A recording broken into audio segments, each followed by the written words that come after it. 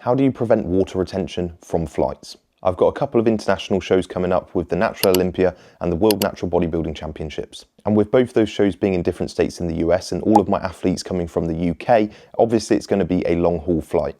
And one of the biggest questions that I get when I've got clients traveling so far for shows is how do you prevent the water retention from the flight? And I think the first answer to that is you're not going to completely prevent water retention from a flight. You can just do things to help minimize it. So the first tip is going to be to give yourself plenty of time after the flight to rectify it. If you've got an international show, say on Saturday, then make sure that you're coming a couple of days before, say Wednesday. And that means you'll have a couple of days to get your body back into homeostasis and plenty of time to make sure that you bring your best look to the stage. But as for tips of things that you can be doing on the flight in order to reduce water retention, from a food and fluid perspective, you're going to want to make sure that you keep your fluids very high and try not to have overly high in sodium foods.